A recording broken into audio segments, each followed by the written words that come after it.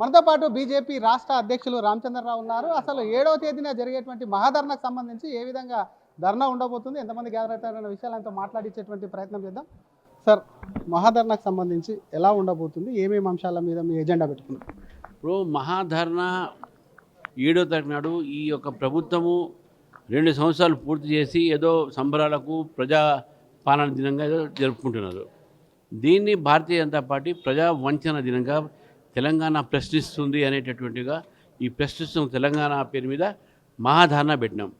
ఇందులో పిల్లలకు స్టూడెంట్స్కు fee reimbursement లేవు, ఆరోగ్యశ్రీ బకాయిలు తీర్చట్లేదు, రైతులకు రైతు బంధు రావట్లేదు, డెవలప్మెంట్ లేదు, గ్రామీణ ప్రాంతంలో రోడ్లు కూడా చాలా ఘోరంగా ఉన్నాయి, గ్రామీణ డెవలప్మెంట్ లేదు. ఎన్ని రకాలైన వైఫల్యాలు 6 గ్యారంటీల్లో కేవలం ఒక గ్యారంటీ మాత్రమే బస్సులు ఫ్రీగా సేవ చేస్తున్నాం. అది కూడా డొక్కు బస్సులు పెట్టారు. 5 గ్యారంటీలు పూర్తి కాలేదు. మీరు చేసిన వాగ్దానం 420 వాగ్దానాలు పూర్తి కాలేదు. ఈ ఏ ఒక మొహంతో మీరు ఈరోజు ఇది జరుపుకుంటారు ప్రజా పాలన అని చెప్పి? ఇది ప్రజా వంచన పాలన. కాబట్టే తెలంగాణ ప్రశ్నిస్తున్న తెలంగాణ దీని మీద పెద్ద ఎత్తున మహాధారణ పెట్టినాము ఇందిరాపార్క్ దగ్గర. అంటే ముందు హిల్ టు పాలసీ కానివ్వండి, విలీనానికి సంబంధించినటువంటి ప్రక్రియ అయిపోయింది, గవర్నర్ కూడా ఆమోదం తెలిపారు. ఇప్పుడు ఓన్లీ ప్రభుత్వ వైఫల్యాలు ఇచ్చిన హామీలేనా? దీంట్లో హిల్ట్ కూడా ఉంది. దీంట్లో హిల్ట్ ఒకటి ఉన్నది, తర్వాత విస్తరణ కోసం ఉంది. దీని వెనక ఉన్నటువంటి ఒక ఉద్దేశం, mala fide intentions of the government, ఈ యొక్క ప్రభుత్వం ఒక దురుద్దేశం ఏదైతే ఉందో అవి కూడా బయటపెడతాం ప్రజలకు. అన్ని వైఫల్యాలు, వీళ్ళ ప్రభుత్వ ఉద్దేశాలు, ప్రజా వ్యతిరేక పాలన, ప్రజా వ్యతిరేక విధానాలు, ఇవన్నీ కూడా మేము దాంట్లో అంశం తీస్తాం. ఒక ఛార్జ్ షీట్ రిలీజ్ చేస్తాం ఈ ప్రభుత్వం వ్యతిరేకంగా. సార్, నిన్న మీరు చేసినటువంటి ముఖ్యమంత్రి వ్యాఖ్యల మీద ధర్నాకు సంబంధించి ముఖ్యమంత్రి స్పందించారు. బీజేపీ జూబ్లీస్లో ఓడిపోయింది కాబట్టి ఆ ఫ్రస్ట్రేషన్లోనే తన వ్యాఖ్యల్ని వక్రీకరిస్తుందని చెప్పి కామెంట్ చేశారు. ఎలా చూస్తారు? మేము ఓడిపోయినాం, మా ఫ్రస్ట్రేషన్ మాకు ఉన్నాయి ఆయన అంటే అనుకోవచ్చు. మళ్ళీ ఈయన ఎందుకు చేశాడు చెప్పాలి కదా మాకు. అంటే ముస్లింలు సపోర్ట్ చేశాను, ఈయన ముస్లింగా కన్వర్ట్ అవుతున్నాను, లేకుంటే ముస్లిం ఓట్లు మాకు వచ్చింది అందుకే గెలిచినాం అని చెప్పు ఇలా హిందూ దేవతలు చేస్తారా? ఫ్రస్ట్రేషన్ ఎవరిది? వాళ్ళది. హిందువుల మీద ఫ్రస్ట్రేషన్ వాళ్ళకి. మీ ఓన్లో ముస్లిం ఓట్ల మీద గెలిచిన హిందూ ఓట్లు మాకు అవసరం లేదు అనే మాటలు ఏదైతే మాట్లాడుతున్నారు అది ఫ్రస్ట్రేషన్ కాదు, ఇది వాళ్ళ ఫ్రస్ట్రేషన్. ఇది రేపు భారతీయ జనతా పార్టీ పెరుగుతుంది. ఒక జూబ్లీ హిల్స్తో ఏం లేదు వీళ్ళకు. జూబ్లీ హిల్స్ నష్టం జరిగింది, బీఆర్ఎస్కు బీఆర్ఎస్ సిట్టింగ్ సీట్ పోయింది. అది ఎవరు మాట్లాడరు, ఆయన అది మాట్లాడు. మా గతంలో 3వ ప్లేస్ ఉంటే ఇప్పుడు 3వ ప్లేస్ వచ్చిండొచ్చు మేము, అది వేరే మాట. కానీ ఇదొక జూబ్లీ హిల్స్ ఎలక్షన్సే మొత్తం పారామీటర్ కాదు. రాష్ట్ర వ్యాప్తంగా కూడా కాంగ్రెస్ మీద ప్రజలు వ్యతిరేకంగా ఉన్నారు, బీఆర్ఎస్ నమ్మట్లేదు.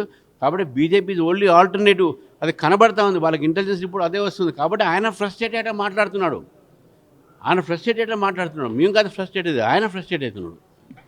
మీరు ఒకవైపు బీఆర్ఎస్ ఎక్కడ లేదంటారు, BRS land transformation, industrial land transformation policy సంబంధించి బీఆర్ఎస్ తెచ్చిందన్నారు. కానీ ఇదే బీఆర్ఎస్ ఈరోజు అక్కడికి వెళ్ళి పోరాటం చేస్తున్నామని పేరుతో కూడా ఈరోజు కేటీఆర్ కానీ వాళ్ళకి సంబంధించిన టీం కూడా వెళ్ళింది ఇండస్ట్రియల్ ఏరియాకి. ఏం చెప్తారు వాళ్ళకి సంబంధించి? వాళ్ళని ఎవరు నమ్మే పరిస్థితి లేదండి. వాళ్ళే పాలసీ చేస్తారు, వాళ్ళే అపోజ్ చేస్తారు. ఎట్లయితుంది? ప్రజలు నమ్మరు వాళ్ళని. ఇంకా 2 పార్టీలు ప్రజలు నమ్మే పరిస్థితి లేదు. ఆ నమ్మకాన్ని మేము ఇస్తాం, ప్రజలకు నమ్మకం. ప్రజల వెంటనే మేము ఉంటాం, ప్రజలతో మమేకమే మేము ఉంటాం, ప్రజల కోసం మేము పోరాడతాం. పంచాయతీ ఎన్నికల్లో బీజేపీకి సంబంధించి ఏ విధంగా ఉండబోతున్నాయి సార్? ఇప్పటికే చాలామంది యునానిమస్గా అయ్యారు, తప్పకుండా మంచి రిజల్ట్స్ వస్తాయి. అయితే పార్టీ బేసిస్ మీద కాదు కాబట్టి లెక్కలు ఓన్లీ ఎలక్షన్స్ అయిన తర్వాతనే మీకు చెప్పగలుగుతాం.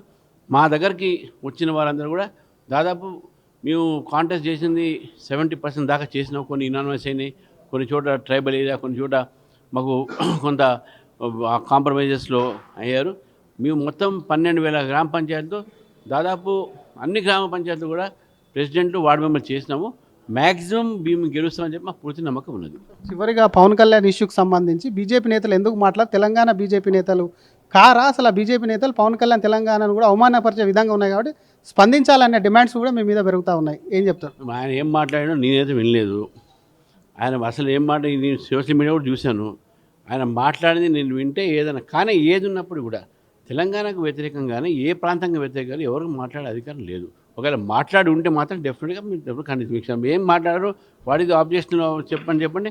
నేను ఇంకా చూడలేదు. నేను ఢిల్లీలో ఉన్నాను. నేను మొన్నంతా మేమంతా బిజీలో ఉన్నాం, మాకు ఒక వర్క్షాప్లో ఉండి. కాబట్టి ఇప్పుడు ఆ సోషల్ మీడియా కూడా నాకు ఎక్కడ కనబడలేదు. చేసాం, డెఫినెట్గా వీళ్ళు రెస్పాండ్. కానీ తెలంగాణకు ఎవ్వరు కూడా అవమానపరిచేటటువంటి వ్యాఖ్యం చేసినా దాన్ని భారతీయ జనతా పార్టీ మాత్రం తప్పకుండా ఖండిస్తుంది. బాలసుబ్రహ్మణ్యం విగ్రహానికి సంబంధించి ఇందాక శుభలేఖ సుధాకర్ గారు వచ్చినట్టున్నారు, దాన్ని వ్యతిరేకిస్తున్నారు కొంతమంది. దానికి ఏం చెప్తారు విగ్రహ ఏర్పాటు? ఇక దాని మీద అన్నిటి మీద మేము కామెంట్ చేయలేమండి. Thank you sir. ఇది ఒకవైపు అసలు బీజేపీకి సంబంధించి లోకల్ బాడీ ఎన్నికలకు సంబంధించి కూడా పంచాయతీ ఎన్నికల్లో మెరుగైనటువంటి స్థానాలు ఇస్తుంది. ఇంకొక వైపు అసలు తెలంగాణకు సంబంధించి కూడా ఎవరు ఏమైనా సరే ఎవరు ఏం మాట్లాడినా సరే తప్పే అంటూనే మరొక వైపు ప్రశ్నిస్తున్న తెలంగాణ పేరుతో ఈ నెల 7వ తారీఖున మహాధర్నా పేరుతో కూడా బీజేపీ పెద్ద ఎత్తున ధర్నా నిర్వహిస్తున్న అటు ప్రజా పాలన కాదు ప్రజా వంచన పాలన అంటూ కూడా నిరూపిస్తాము. దానికి సంబంధించి ఛార్జ్ షీట్ కూడా రిలీజ్ చేస్తాం. కాబట్టి డెఫినెట్గా కూడా తెలంగాణకు సంబంధించి కట్టుబడి బీజేపీ ఉంది. రేవంత్ రెడ్డి మేము కాదు, రేవంత్ రెడ్డి ఫ్రస్ట్రేషన్లో మాట్లాడుతున్నారని బీజేపీ రాష్ట్ర అధ్యక్షులు రామచంద్రరావు అంటున్నారు. కెమెరామెన్ గజపతో శ్రీధర్, RTV, హైదరాబాద్.